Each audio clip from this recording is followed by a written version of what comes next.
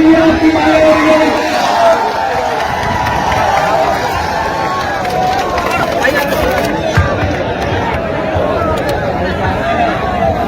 पुनः कह रहा हूं, अगर 1 मिनट में आप लोग बैठ जाओगे तो मैं रखूंगा, वरना मैं बिल्कुल नहीं रखूंगा। मुझे मैं आपके लिए आगे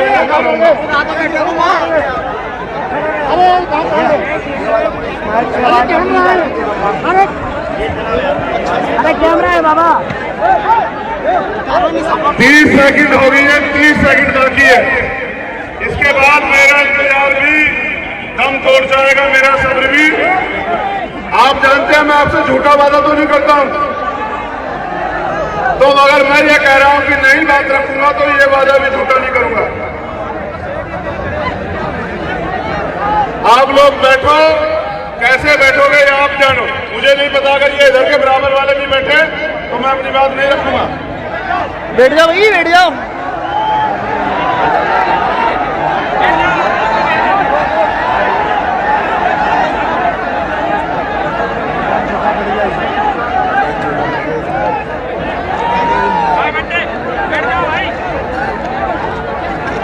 इधर से सब बैठ जाओ। सर भेजना मेरे को कुछ फोटो। हमारे और मेरे बीच में ये जो मुट्ठी भर लोग खड़े हैं, ये बेईमानी कर रहे हैं। जो मुट्ठी भर लोग खड़े हैं,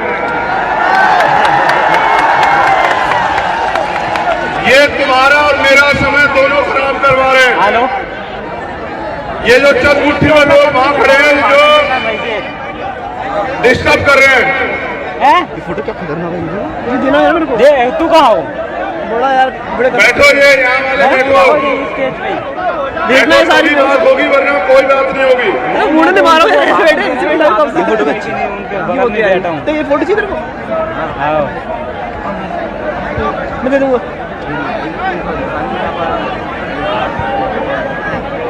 बाबा साहब की उंगली लग रही है। आखिरी 10 सेकंड है, तुम्हारी इच्छा है। ये तुमसे क्यों नहीं बैठ रहे?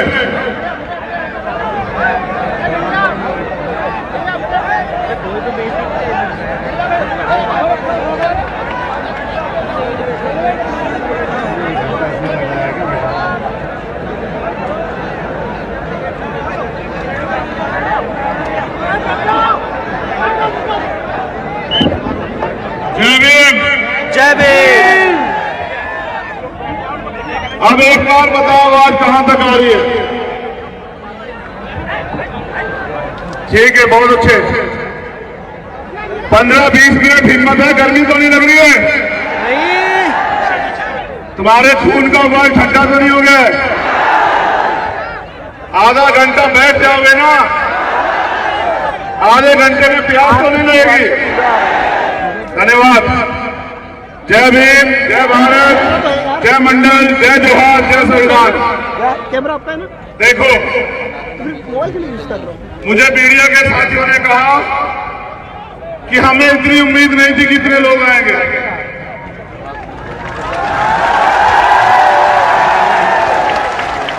मैंने उनसे कहा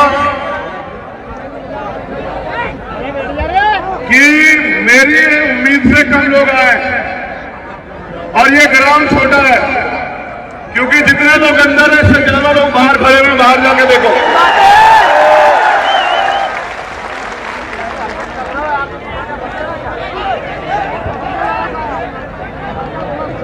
यहां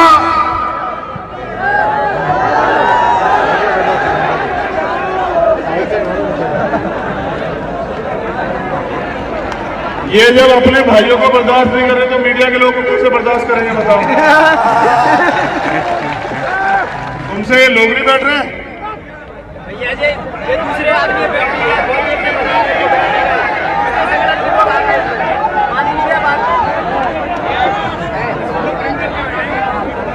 के लोग हैं भैया, ये इलाका के लोग हैं, परेशान कर रहे हैं।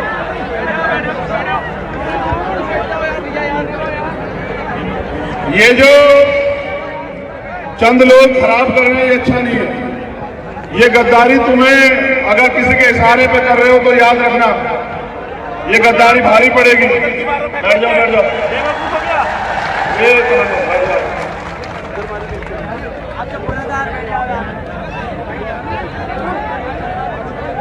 अब इधर ध्यान मत देना, मेरी बात सुनो, बस अब गौर करो। मैं मध्य प्रदेश आया 2 जनवरी को, ओबीसी महासभा का आंदोलन था। एयरपोर्ट में जैसे हमारे लोग स्वागत में खड़े होते हैं, पुलिस के लोग खड़े थे। ताली वाली मत बजाओ, सुनो सिर्फ कि कितने बड़े षड्यंत्र होते हैं। हमारे नेतागण भी सुने, माला लेके खड़े थे स्वागत में। मैंने सोचा हमारे लोग होंगे, मैंने कहा धन्यवाद, तो मुझसे कहने लगे गाड़ी आ रही है जरा इधर लॉज में, तब तक आप बैठ जाओ। मैंने भरोसा किया, क्योंकि हमारे बहुजन समाज के लोग सब पे भरोसा करते हैं। भरोसा किया, उनके कहे से बैठ गया, तो मुझे महसूस हुआ कि ये हमारे लोग नहीं है। बाद में पता चला कि वो पुलिस के लोग थे। उन्होंने मुझे 12 घंटे डिटेन रखा एयरपोर्ट पे। मैंने उसी दिन ये तय कर लिया था कि जब अब की बार मैं भोपाल आऊंगा तो अपने साथ अपने इतने भाइयों को लेके आऊंगा कि सरकार की हिम्मत नहीं पड़ेगी मुझे डिटेन करने। 1 साल के बाद वो दिन आया है। मैं आपको सामाजिक न्याय यात्रा की बधाई देता हूं। मैं आपके प्यार की, आपके विश्वास की, आपके संघर्ष की दिल से इज्जत करता हूं। लेकिन अगर मेरा दर्द आप नहीं सुनोगे और उस पर अमल नहीं करोगे तो मेरे जैसे 1 लाख चंद्रशेखर पैदा होकर काम करे, आपकी जिंदगी नहीं बदलेगी। ताली बजाना छोड़ के मेरे सीधे साधे भोले भाले बहुजन समाज के लोगों, मेरे दर्द को सुनो। आपका अपना खून आपसे कुछ कहना चाहता है। क्या मेरा दर्द आपका दर्द नहीं है? क्या बाबा साहब अम्बेडकर का दर्द आपका दर्द नहीं है? क्या फूले, साहू, पेरियार, बिरसा, बाबू जगदेव प्रसाद कुशवाहा, जगन्नाथ कपूरी ठाकुर, महामना राम स्वरूप वर्मा, बाबा साहब अम्बेडकर,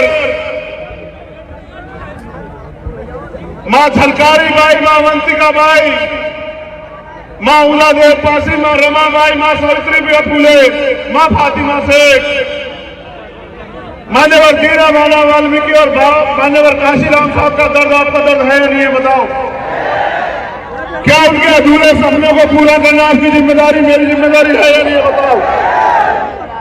आने वाली पीढ़ी आपको क्यों याद रखे?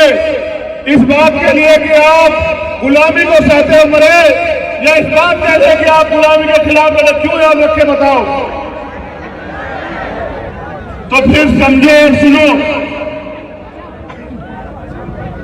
एक आजादी की लड़ाई लड़ी गई 1857 में, जो अंग्रेजों से आजादी की लड़ाई थी, मेरठ से शुरू हुई।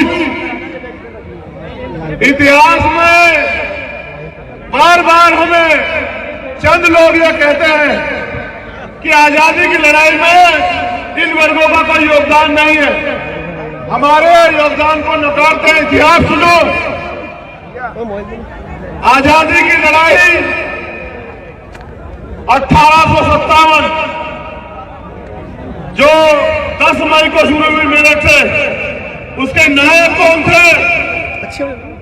माता दीन वाल्मीकि अंबुजर, जिन्होंने अपने प्राणों का उस आजादी की लड़ाई की शुरुआत की। 1804 उदयिया चरार चोरा चोरी का जो कांड हुआ, उसका इतिहास पढ़ो। जिनको सबसे पहले फांसी हुई भारत में, अगर पढ़ना है तो तिलकाराम मांझी पढ़ो, पढ़ना है तो उदयदेव पासी पढ़ो, पढ़ना है तो टीपू सुल्तान पढ़ो, और अगर पढ़ना है तो चमार रेजिमेंट पढ़ो, अगर तुम्हें इतिहास पढ़ना है। द्वितीय विश्व युद्ध में जिन्होंने जर्मनी तक की फोर्स को बर्मा में धूल चटाई और गॉर्ड ऑफ ऑनर प्राप्त किया,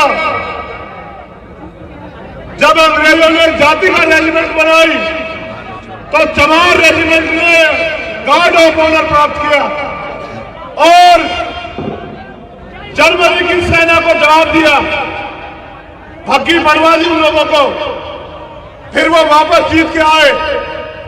जब आए तो सुभाष चंद्र बोस जी के नेतृत्व में आजादी फौज खड़ी हो चुकी थी। अंग्रेजों ने कहा, हमारे समर्पण को जानना चाहते हो? अंग्रेजों ने कहा कि चमार रेजिमेंट को लड़ना पड़ेगा आजाद हिंद फौज के खिलाफ। तो हमारी रेजिमेंट के लोगों ने कहा कि आजाद हिंद फौज के लोग देश के लिए लड़ रहे हैं, हम लोग उनके खिलाफ नहीं लड़ेंगे किसी भी कीमत पे। कीमत चुकानी पड़ी। उन्होंने कहा तुम्हारी रेजिमेंट खत्म कर देंगे। रेजिमेंट खत्म करवा ली, अपनी नौकरियां खत्म करवा ली, लेकिन अंग्रेजों के कहे से वो अपने देश के लिए लड़ने वाले आजाद हिंद फौज के खिलाफ नहीं लड़े। ये हमारा इतिहास है। ये लोग रोज बात करते हैं कि भीम आर्मी को बॉर्डर पर जाना चाहिए। मैं तो कह रहा हूं बनाओ रेजिमेंट, उन्हें बनाओ जाति की रेजिमेंट। क्या तो जाति की रेजिमेंट खत्म करो सारी, या फिर बनाओ और देखा जोहर बहुजन होगा। बनाओ गुजर रेजिमेंट, बनाओ यादव रेजिमेंट, बनाओ लोधी रेजिमेंट, बनाओ चमार रेजिमेंट, बनाओ कुशवाहा रेजिमेंट। और देखो हमारा जोर कि हम शहीद आजम सरदार भगत सिंह और उधम सिंह की तरह अपने खून का एक एक कतरा अपने देश की मिट्टी के लिए अगर कुर्बान ना कर दे तो कहना। अपने मुल्क के लिए हमने क्या नहीं सहा? हमने लाठियां खाई, हमने जातिगत अपमान सहा, हमने अन्याय सहा, हमारी बहन बेटियों को बेइज्जत किया गया, हमारे बड़ों की पगड़ी उछाली गई, हमें अधिकारों से वंचित रखा गया। क्या नहीं सहा हमने अपने देश में?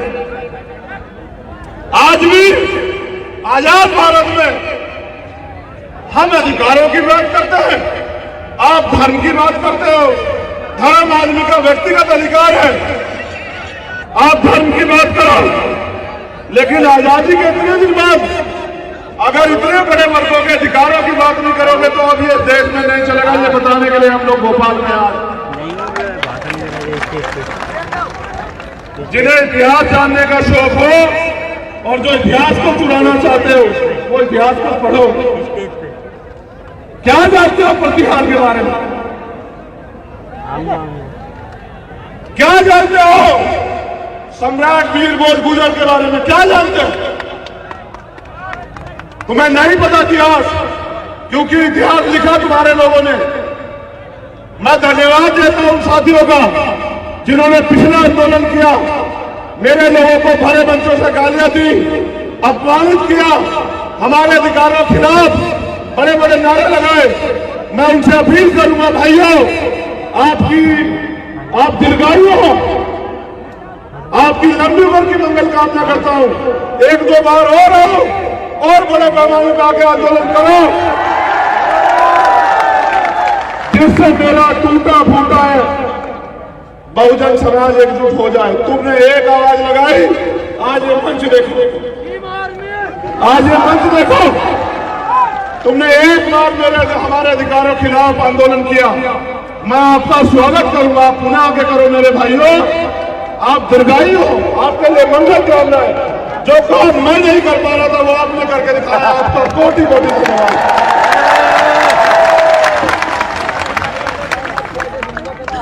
मैंने आपको एक आजादी के बारे में बताया, और भी इतिहास है उस आजादी का। दूसरी आजादी तब मिली जब बाबा साहब अम्बेडकर ने भारतीय संविधान में कमजोर वर्गों के आगे बढ़ने के लिए रास्ते खोले। आजाद प्रदेश 1947 में हुआ, लेकिन असली आजादी उन 26 जनवरी 1950 को संविधान लागू होने के बाद मिली।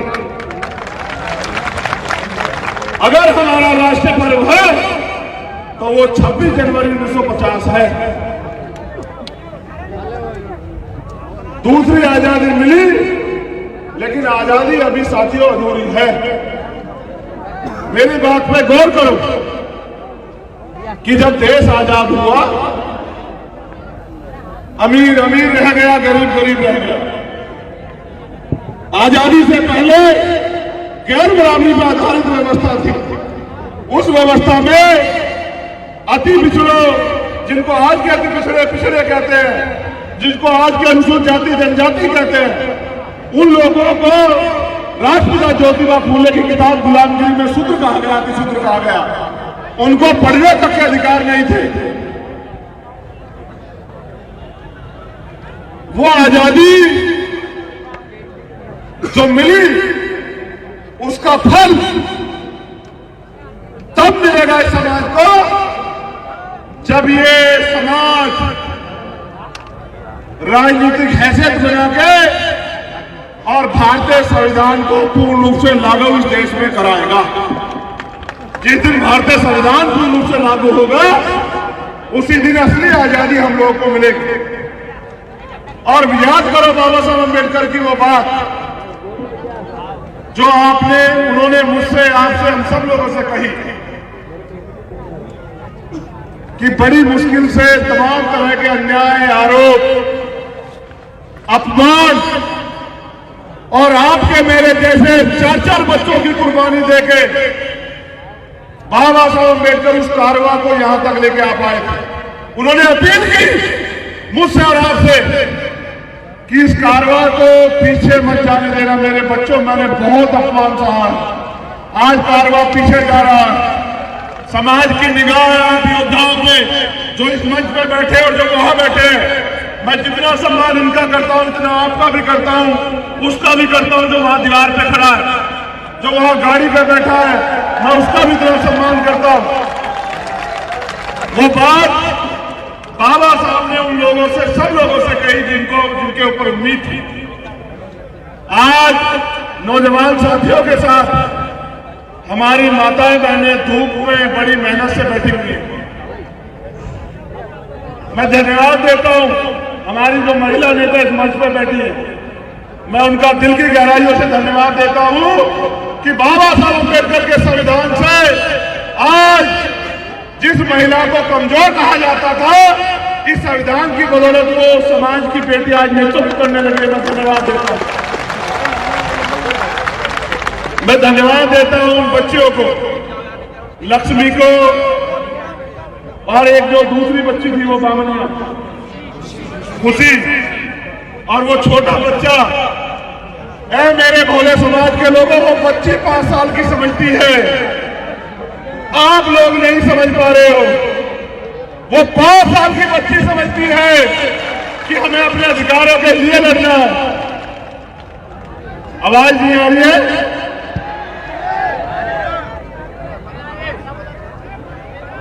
अब देखो हमारी है क्या। धन्यवाद करता हूं यहाँ के प्रशासन के लोगों का, यहाँ के पुलिस के कर्मचारी अधिकारियों का।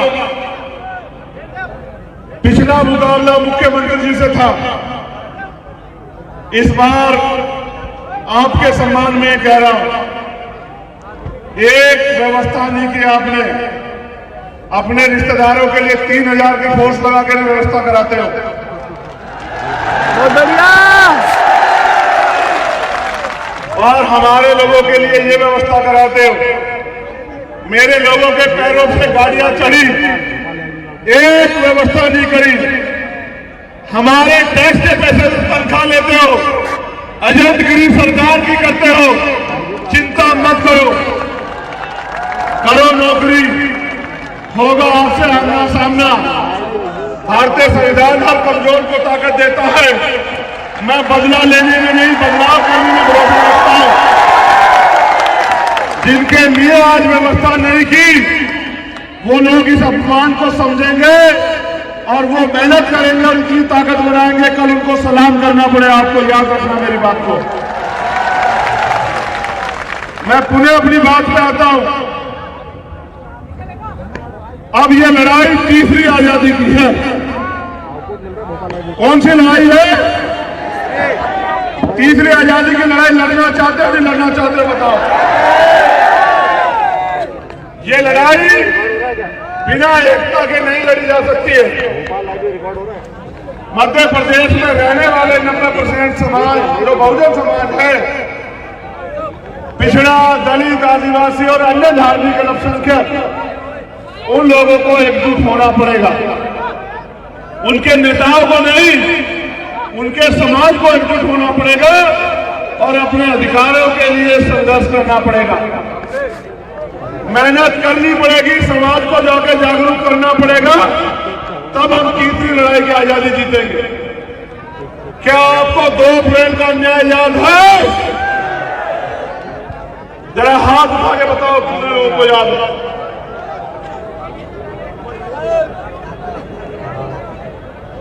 अब तो कान से सुनो बेटा, नालायक लोगों का कोई इलाज नहीं है। दोनों हाथ उठा के बताओ 2 अप्रैल का दौर किन किन को याद है?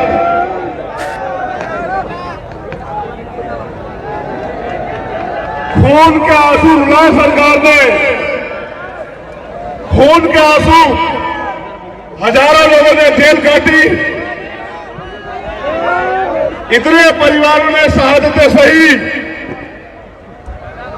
कितने साथियों के बदन पे लाठियों ने खाल उधेड़ ली। हमारा खून बहा मध्य प्रदेश में 2 अप्रैल के आंदोलन में। सरकार के लोगों ने हमारा तमाशा बनाया, हमारा मजाक उड़ाया, हमारे खून पे हंसे सरकार के लोग। यही सरकार थी भारतीय जनता पार्टी की। इनसे बचने के लिए आपने कांग्रेस की सरकार बनाई। उन्होंने भी हमारे लिए कुछ नहीं किया, वो तो अपनी सरकार भी नहीं बचा पाए, अकेले वो सरकार का मुकाबला नहीं कर सकते। इसलिए आप बहुजन समाज के लोगों को अपने पैरों पर खड़ा होना चाहिए। हम ही ऐसे लोग हैं जो इनका सामना कर सकते हैं। ये दम अब यहां की कांग्रेस पार्टी में नहीं रहा। अब अगर इस निकम्मी सरकार को कोई उखाड़ कर फेंक सकता है तो वो यहां उपस्थित मेरा बहुजन समाज है, वही उखाड़ के फेंक सकता है, कोई उखाड़ नहीं सकता। हमारे हक छीने जा रहे हैं, हमारे प्रदेश में हमारे हक छीने जा रहे हैं, क्योंकि हम लोग एकजुट नहीं है।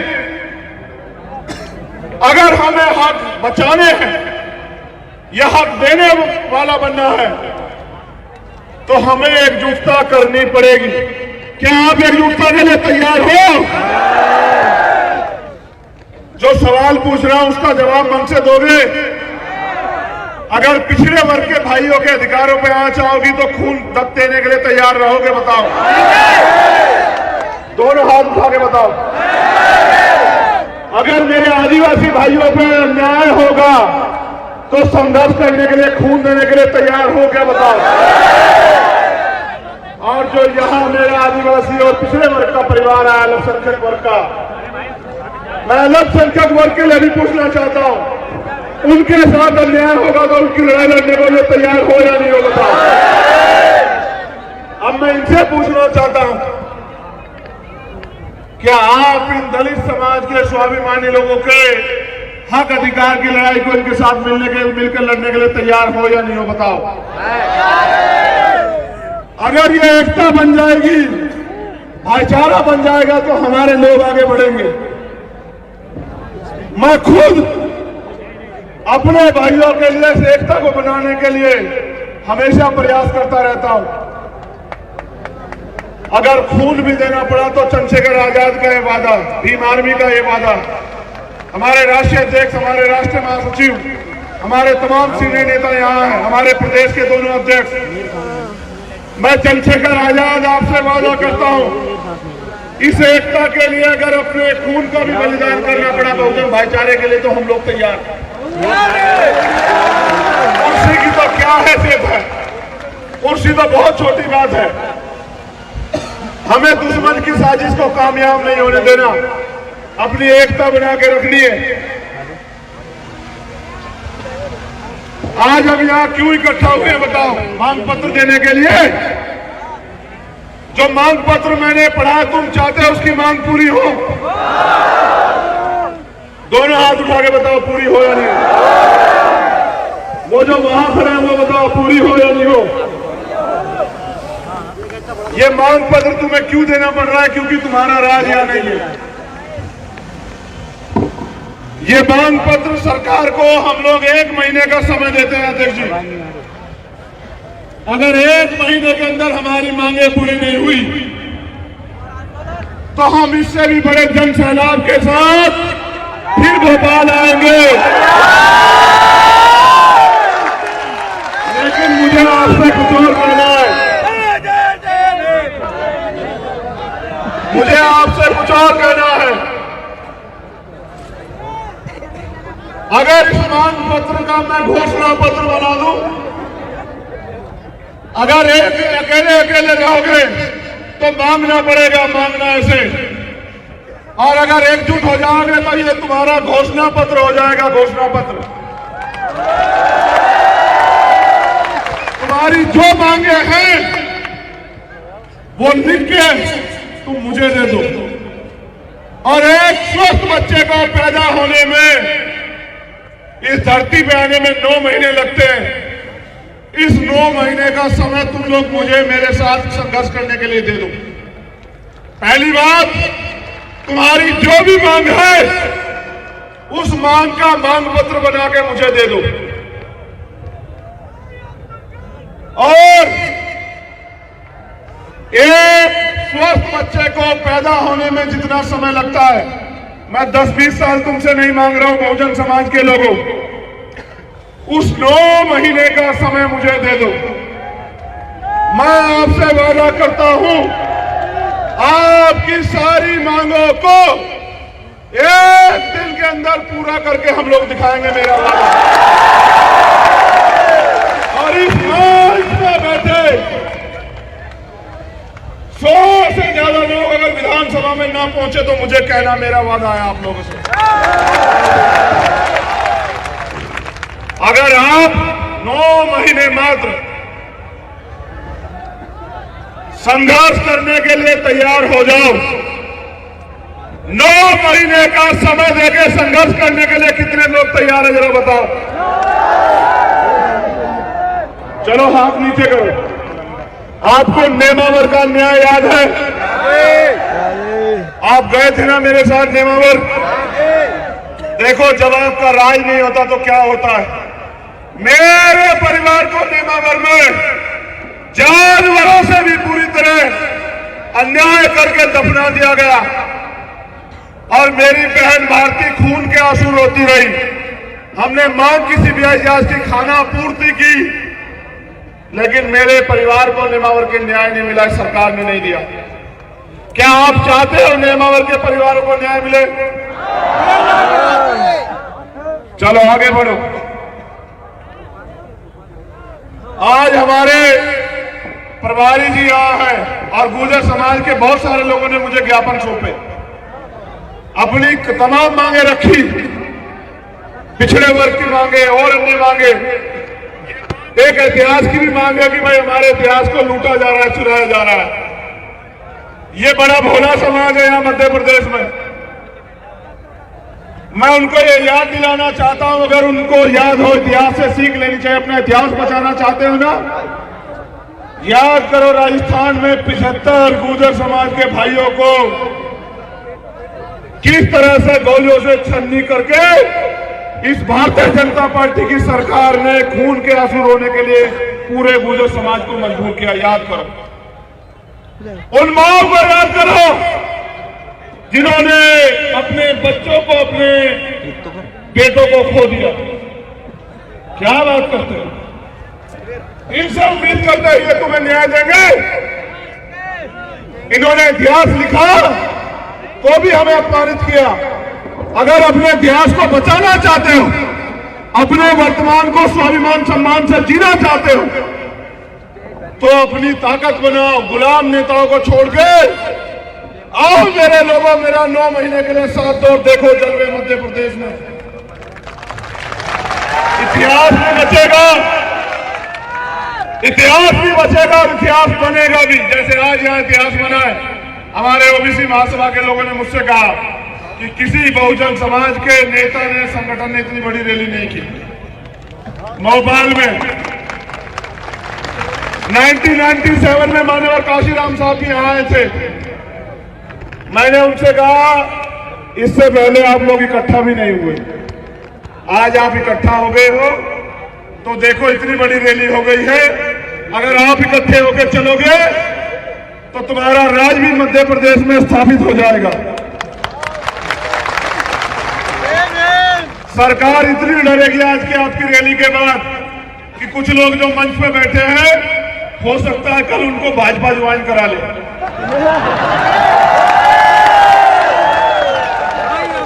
घबराना नहीं, एक जाएगा 100 आएंगे।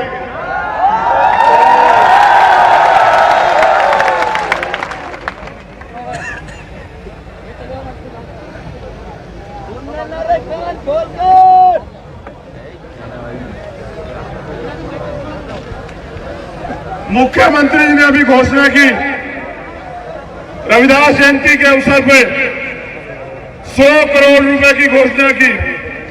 इससे पहले उन्होंने घोषणा की थी उज्जैन में 50 लाख रुपए की, इंदौर में भी की थी 25 लाख रुपए की। मैं मुख्यमंत्री से पूछना चाहता हूं, शिकारी आता है, दाना फेंकता है, हमारे लोगों को फंसाता है। जब हमारा आदमी दाना चुगने के लिए जाता है तो उसकी गर्दन पकड़ लेता है। जिन्होंने पिछले 4 साल में नहीं किया वो अब आपके लिए करेंगे। अब मैं आज आपसे ऐलान कर रहा हूं कि जो सरकार 5 साल में नहीं कर पाई, हम लोग 1 साल में कर देंगे। जो मांग पत्र आपका वो घोषणा पत्र बना के काम कर देंगे।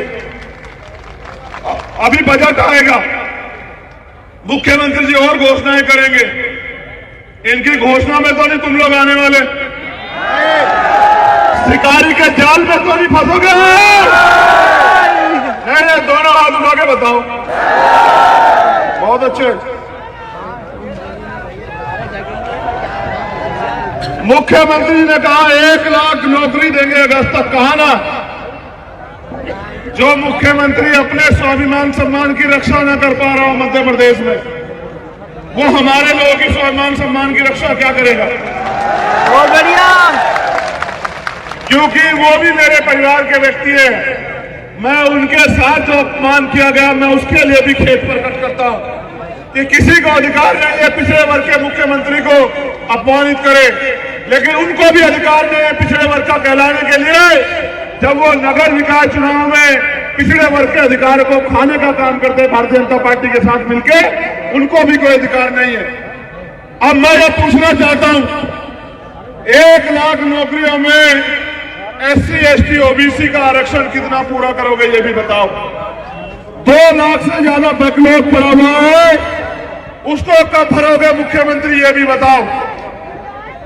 68,000 की भर्ती हुई, हमारे नेता जानते हैं उत्तर प्रदेश में 69,000 की शिक्षक भर्ती, 20,000 पद ये सरकार खा गई थी भारतीय जनता पार्टी की। इस सरकार से हमें कोई उम्मीद नहीं है